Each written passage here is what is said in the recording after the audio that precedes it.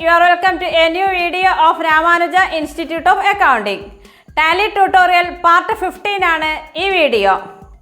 ഇതിൽ ഒരു പ്രോഡക്റ്റിനെ എങ്ങനെയാണ് ഡിഫോൾട്ടായി പർച്ചേസ് പ്രൈസ് അതുപോലെ സെയിൽസ് പ്രൈസ് സെറ്റ് ചെയ്യുക, അതിന് പുറമെ ഒരു പ്രോഡക്റ്റ് ക്രിയേറ്റ് ചെയ്യുമ്പോൾ ഉള്ള അതിൻ്റെ F12 കോൺഫിഗറേഷനുമാണ് ഈ വീഡിയോയിൽ പറയുന്നത്. ടാലി ഓപ്പൺ ചെയ്ത് മെയിൻറ്റെയിൻ അക്കൗണ്ട്സ് വിത്ത് ഇൻവെൻട്രിയിൽ പുതിയൊരു കമ്പനി ആദ്യം ക്രിയേറ്റ് ചെയ്യുക. നമുക്ക് നോക്കാം. ഇവിടെ ടാലി ഓപ്പൺ ചെയ്തിട്ടുണ്ട്, അതിലൊരു കമ്പനി ക്രിയേറ്റ് ചെയ്തിട്ടുണ്ട്. മെയിൻറ്റെയിൻ അക്കൗണ്ട്സ് വിത്ത് ഇൻവെൻട്രി, അതിൽ സ്റ്റോക്ക് പ്രൈസ് എന്നൊരു കമ്പനി ക്രിയേറ്റ് ചെയ്തിട്ടുണ്ട്. ഇതിൽ നമ്മൾ എങ്ങനെയാണ് ഒരു പ്രൊഡക്റ്റിന് ഡിഫോൾട്ടായി പർച്ചേസ് പ്രൈസും സെയിൽസ് പ്രൈസും സെറ്റ് ചെയ്യുന്നത് നോക്കാം. അതോടൊപ്പം തന്നെ സ്റ്റോക്ക് ഐറ്റം ക്രിയേറ്റ് ചെയ്യുമ്പോൾ അതിൻ്റെ F12 കോൺഫിഗറേഷൻ എന്തൊക്കെയാണെന്ന് നമുക്ക് നോക്കാം. സ്റ്റോക്ക് ഐറ്റം ക്രിയേറ്റ് ചെയ്യുന്നതിനായി ഇൻവെന്ററി ഇൻഫർമേഷനിൽ സ്റ്റോക്ക് ഐറ്റംസ് അതിൽ ക്രിയേറ്റ്, സ്റ്റോക്ക് ഐറ്റം ക്രിയേഷൻ വിൻഡോയാണിത്. ഇവിടെ വെച്ച് F12 കീ പ്രസ് ചെയ്യുക. F12 കോൺഫിഗറേഷൻ അപ്പൊ നമുക്ക് എങ്ങനെയാണ് ലഭിക്കുന്നത്? Hello alias along with names, ഈ ഒരു ഓപ്ഷൻ എസ് ആക്കുക. എൻ്റർ കീ പ്രസ് ചെയ്യുക, സേവ് ചെയ്യുക. അപ്പോൾ ഇവിടെ നെയിം തൊട്ട് താഴെ അലിയാസ് എന്ന് കാണാം. അപ്പൊ എന്തെങ്കിലും ഷോർട്ട് നെയിം അല്ലെങ്കിൽ ഷോർട്ട് നമ്പർ ഇതൊക്കെ നൽകാനാണ് ഈ ഒരു ഓപ്ഷൻ യൂസ് ചെയ്യുന്നത്. Again F12 key. ഇവിടെ allow language alias along with names, ഈ ഒരു ഓപ്ഷൻ എസ് ആക്കുകയാണെങ്കിൽ നമുക്കിവിടെ നെയിമിന് തൊട്ട് മുകളിലായി ഇംഗ്ലീഷ് എന്ന് കാണാൻ സാധിക്കുന്നതാണ്. ഇവിടെ ലാംഗ്വേജ് ആണ് കാണിക്കുന്നത്. വീണ്ടും F12 കീ പ്രസ് ചെയ്യുക. Allow advanced entries in masters, ഈ ഒരു ഓപ്ഷൻ എസ് ആക്കുമ്പോൾ നമുക്ക് ലഭിക്കുന്നത് സ്റ്റോക്ക് കാൽക്കുലേഷൻ മെത്തേഡ് ചേഞ്ച് ചെയ്യാനുള്ള ഒരു വിൻഡോയും കൂടിയാണ്. ഇവിടെ ബിഹേവിയർ എന്ന് പറഞ്ഞൊരു ഓപ്ഷൻ ഉണ്ട്. അതിൽ costing method, market valuation method, ഇങ്ങനെ സ്റ്റോക്കുമായി ബന്ധപ്പെട്ട കുറച്ച് കാര്യങ്ങളുണ്ട്. ഈ ഒരു ഓപ്ഷൻ ലഭിക്കുന്നതിനാണ് allow advanced entries in masters yes ആക്കുന്നത്. വീണ്ടും F12 കീ പ്രസ് ചെയ്യുന്നു. Use part numbers for stock item, alias പോലെ തന്നെ എന്തെങ്കിലും ഒരു ഷോർട്ട് നെയിം അല്ലെങ്കിൽ എന്തെങ്കിലും ഒരു ഷോർട്ട് നമ്പർ ഒക്കെ നൽകാൻ വേണ്ടിയാണ് ഈ ഒരു ഓപ്ഷൻ യൂസ് ചെയ്യുന്നത്. അപ്പോൾ ഇവിടെ നെയിമിന് പുറമെ റൈറ്റ് സൈഡിൽ പാർട്ട് നമ്പർ എന്നൊരു ഓപ്ഷനും കൂടെ നമുക്ക് ലഭിച്ചിട്ടുണ്ട്. വീണ്ടും F12 കീ പ്രസ് ചെയ്യുന്നു. അതിൽ use description for stock item, ഈ ഒരു ഓപ്ഷൻ എസ് ആക്കാം. അപ്പോൾ ഇവിടെ താഴെ നമുക്ക് ഇവിടെ ഡിസ്ക്രിപ്ഷൻ എന്നൊരു ഓപ്ഷൻ ലഭിക്കുന്നുണ്ട്. നമ്മൾ പ്രോഡക്റ്റിനെ കുറിച്ചുള്ള എന്തെങ്കിലും റെക്കോർഡ് ചെയ്യാനാണ് ഇത് യൂസ് ചെയ്യുന്നത്. നമുക്ക് പ്രോഡക്റ്റ് ക്രിയേറ്റ് ചെയ്യുമ്പോൾ അത് എന്താണെന്ന് പറയാം. വീണ്ടും F12 കീ പ്രസ് ചെയ്യുന്നു. ഇവിടെ use remark for stock item, stock ഐറ്റത്തിന് ഒരു റിമാർക്സ് നൽകാൻ വേണ്ടിയാണ് ഈ ഒരു ഓപ്ഷൻ എസ് ആക്കുന്നത്. അപ്പോൾ ഡിസ്ക്രിപ്ഷന് തൊട്ട് താഴെ റിമാർക്സ് എന്നൊരു ഓപ്ഷനും കൂടെ ലഭിച്ചിട്ടുണ്ട്. Again F12 specify default ledger allocation for invoicing, ഇത് യൂസ് ചെയ്യുന്നത് ഏതൊരു പ്രൊഡക്റ്റും ഒരു ഫേമിൽ ക്രിയേറ്റ് ചെയ്യുന്നത് പർച്ചേസ് ചെയ്യാനും സെയിൽസ് ചെയ്യാനും വേണ്ടിയാണ്. ആ പ്രോഡക്റ്റിന് ഇൻവോയ്സിംഗിൽ ഏതൊക്കെ ലെഡ്ജർ ആണോ യൂസ് ചെയ്യുന്നത് അതൊക്കെ ഡിഫോൾട്ടായി സെറ്റ് ചെയ്യാൻ വേണ്ടിയാണ് ഈ ഒരു ഓപ്ഷൻ യൂസ് ചെയ്യുന്നത്. നോർമലി ഒരു പ്രൊഡക്റ്റിനെ സംബന്ധിച്ചിടത്തോളം purchase, sales, purchase return, sales return, tax, purchase tax, sales tax അല്ലെങ്കിൽ വാറ്റ് അല്ലെങ്കിൽ GST, അതുപോലെ മറ്റ് ഓവർഹെഡ് എക്സ്പെൻസ് ഒക്കെ വരികയാണെങ്കിൽ അതൊക്കെ ഡിഫോൾട്ടായി സെറ്റ് ചെയ്യാൻ വേണ്ടിയാണ് ഈ ഒരു ഓപ്ഷൻ എസ് ആക്കുന്നത്. അത് എസ് ആക്കുന്നു. Next use alternate unit for stock item, stock ഐറ്റത്തിന് യൂണിറ്റിന് പുറമെ അൾട്ടർനേറ്റ് യൂണിറ്റ് മറ്റൊരു യൂണിറ്റും കൂടെ നൽകണമെങ്കിൽ ഈ ഒരു ഓപ്ഷൻ എസ് ആക്കുക. Next allow standard rates for stock item, ഒരു പ്രൊഡക്റ്റിന് അതിന്റെ കോസ്റ്റ് പ്രൈസ് അല്ലെങ്കിൽ പർച്ചേസ് പ്രൈസും സെയിൽസ് പ്രൈസും ഡിഫോൾട്ടായി സെറ്റ് ചെയ്യാൻ വേണ്ടിയാണ് ഈ ഒരു ഓപ്ഷൻ യൂസ് ചെയ്യുന്നത്. അപ്പൊ നമ്മൾ പർച്ചേസ് ചെയ്യുന്ന സമയത്തും സെയിൽ ചെയ്യുന്ന സമയത്തും നമുക്ക് റേറ്റ് ടൈപ്പ് ചെയ്യേണ്ട ആവശ്യമില്ല. നമുക്ക് ഡിഫോൾട്ടായി പർച്ചേസ് പ്രൈസും സെയിൽസ് പ്രൈസും സെറ്റ് ചെയ്യാൻ വേണ്ടിയാണ് ഈ ഒരു ഓപ്ഷൻ യൂസ് ചെയ്യുന്നത്. അത് എസ് ആക്കാം. Allow component list details, bill of material, ഇത് പ്രൊഡക്ഷന്റെ കേസിൽ മാനുഫാക്ചറിങ് ചെയ്യുമ്പോഴാണ് ഈ ഒരു ഓപ്ഷൻ എസ് ആക്കുക. ഒരു ഫിനിഷ്ഡ് ഗുഡ്സ് ഉൽപ്പാദിപ്പിക്കുവാൻ വേണ്ടി എന്തൊക്കെ റോ മെറ്റീരിയൽ എത്ര ക്വാണ്ടിറ്റി വേണമെന്ന് സെറ്റ് ചെയ്യാനാണ് ഈ ഒരു ഓപ്ഷൻ യൂസ് ചെയ്യുന്നത്. അത് മാനുഫാക്ചറിങ്ങിന്റെ വർക്ക് ചെയ്യുമ്പോൾ മനസ്സിലാവുന്നതാണ്. അതിപ്പോൾ എസ് ആക്കുന്നില്ല, സേവ് ചെയ്യുന്നു. ഇനി നമുക്കൊരു പ്രോഡക്റ്റ് ഇവിടെ ക്രിയേറ്റ് ചെയ്യാം. കാഡ്ബറി ഡയറി മിൽക്ക്, അതിനൊരു ഷോർട്ട് നെയിം അലിയാസ് എന്ന ഷോർട്ട് നെയിമാണ്. അതിന് ജസ്റ്റ് ഒരു നമ്പർ നൽകുന്നു. പാർട്ട് നമ്പർ, ഇവിടെ ഇപ്പോൾ ലാംഗ്വേജ് ആണ് ചോദിക്കുന്നത്, ലാംഗ്വേജ് ഒന്നും സെലക്ട് ചെയ്യുന്നില്ല, എൻഡ് ഓഫ് ലിസ്റ്റ് നൽകുന്നു. പാർട്ട് നമ്പർ ഒരു ഷോർട്ട് നെയിം അല്ലെങ്കിൽ ഷോർട്ട് നമ്പർ നൽകാൻ തന്നെയാണ് പാർട്ട് നമ്പറും യൂസ് ചെയ്യുന്നത്. ഇവിടെ ഇപ്പോ നെസ്ലെ 12 എന്ന് പറഞ്ഞ് നൽകുന്നു. അതിനും വേണമെങ്കിൽ അലിയാസ് നൽകാം. ഇവിടെ ഇപ്പൊ ഒന്നും നൽകുന്നില്ല. Next description. ഡിസ്ക്രിപ്ഷൻ കൊണ്ട് മെയിൻ ചെയ്യുന്നത് നമുക്ക് ഈ ഒരു പ്രോഡക്റ്റിന് എന്തെങ്കിലും ഒരു ഡിസ്ക്രിപ്ഷൻ, അത് എന്താണ്, ഏത് ടൈപ്പ് ഐറ്റം ആണെന്ന് വേണമെങ്കിൽ പറയാം. ഇവിടെ ഇപ്പൊ ക്രീം ചോക്ലേറ്റ് എന്ന് പറഞ്ഞ് നൽകുന്നു. അതുപോലെ റിമാർക്സ്, ഈ പ്രൊഡക്റ്റിനെ കുറിച്ചുള്ള എന്തെങ്കിലും ഒരു റിമാർക്സ് വേണമെങ്കിൽ ഇവിടെ ടൈപ്പ് ചെയ്യാം.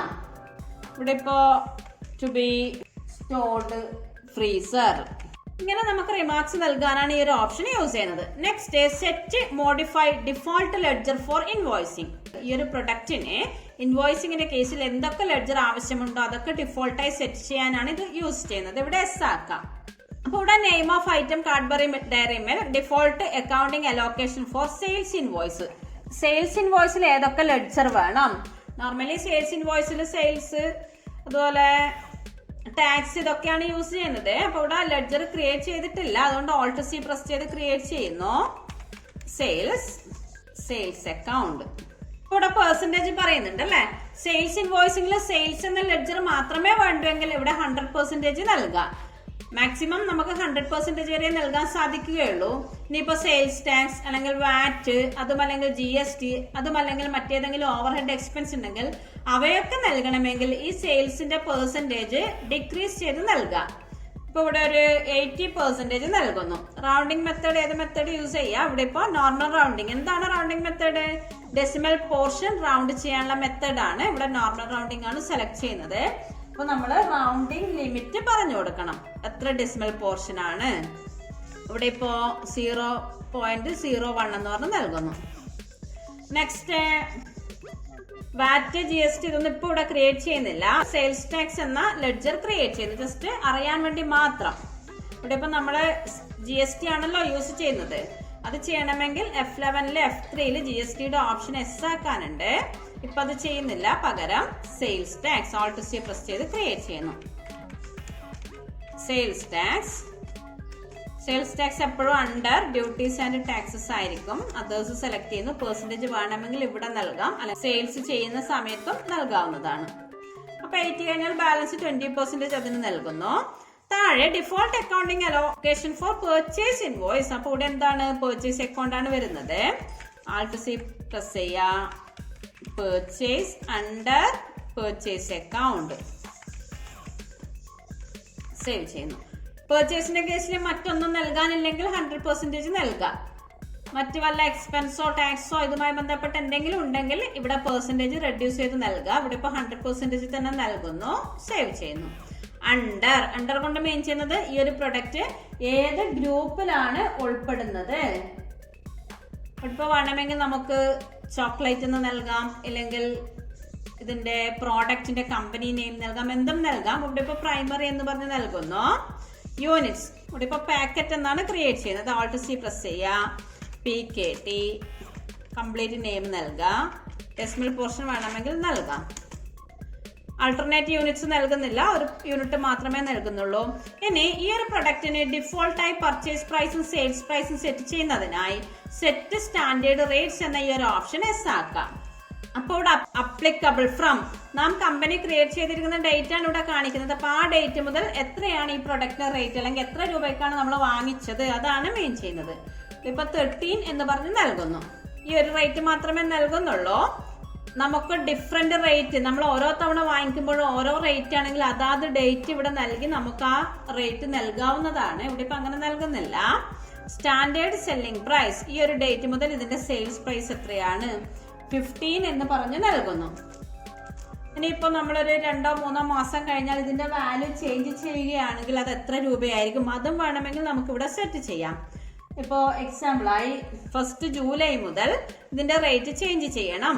അത് എത്രയാണ് അതിവിടെ പറഞ്ഞു കൊടുക്കാം. അപ്പൊ ജൂലൈ 1 മുതൽ ഇതൊരു 16 റുപ്പീസിന് നൽകുന്നു. അപ്പൊ ഇങ്ങനെ നമുക്ക് മൾട്ടിപ്പിൾ റേറ്റും ഇവിടെ സെറ്റ് ചെയ്യാവുന്നതാണ്. അതിനനുസരിച്ച് ഡേറ്റ് നൽകണം. അപ്ലിക്കബിൾ ഫ്രം എന്നുള്ള ഡേറ്റ് ചേഞ്ച് ചെയ്യണം. എൻ്റർ.